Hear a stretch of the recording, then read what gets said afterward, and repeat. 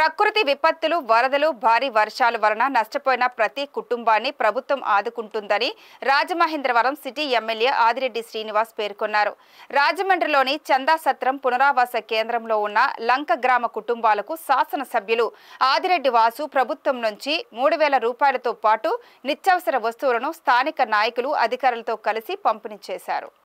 ఈ సందర్భంగా మాట్లాడుతూ ఇటీవల గోదావరి వరదలు వచ్చినప్పుడు లంక గ్రామ ప్రజలను పునరావాస కేంద్రాలకు తరలించడం జరిగిందన్నారు. ప్రస్తుతం వరద తగ్గినందున పునరావాస కేంద్రంలో తలదాచుకుంటున్న కుటుంబాలకు 3,000 రూపాయలు ఆర్థిక సహాయంతో పాటు నిత్యావసర వస్తువులైన 25 కిలోల బియ్యం, 1 కిలో చొప్పున కందిపప్పు, పామాయిల్, ఉల్లిపాయలు, బంగాళాదుంపలు ఆయా కుటుంబాలకు అందించామన్నారు. ప్రకృతి విపత్తుల వలన రాష్ట్రంలో ఎవరికి ఎటువంటి సమస్యలు వచ్చినా ఎన్డీఏ కూటమి ప్రభుత్వం వారిని తప్పనిసరిగా ఆదుకుంటుందన్నారు. అదేవిధంగా రాజమహేంద్రవరం నగరం 45వ వార్డు ఇందిరానగర్ వద్ద రాజీవ్ కాలనీలో ముంపుకు గురైన 60 కుటుంబాలకు లబ్ధిని చేకూర్చడం జరిగిందన్నారు. ప్రజలకు ఎటువంటి సమస్యలు ఉన్నా ఎన్డీఏ కూటమి ప్రభుత్వం ఆదుకుంటుందన్నారు. ఈ కార్యక్రమంలో స్థానిక నాయకులు, అధికారులు తదితరులు పాల్గొన్నారు.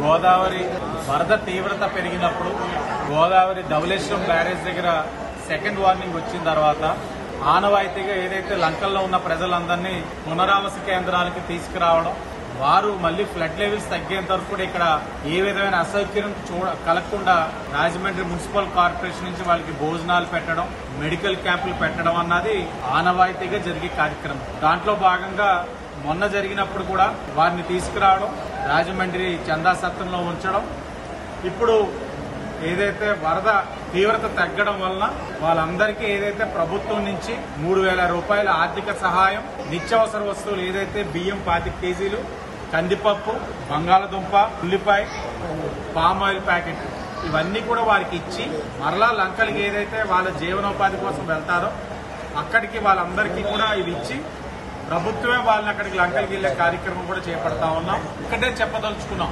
ఎవరికి సమస్య వచ్చినా రాష్ట్రంలో ప్రకృతి వలన ఆ సమస్యల వలన వాళ్ళు ఏదైతే నష్టపోయి ఉన్నారో వారందరికీ కూడా ఆదుకునే కార్యక్రమం ఈ ఎన్డీఏ కూటమి తీసుకుంటాము.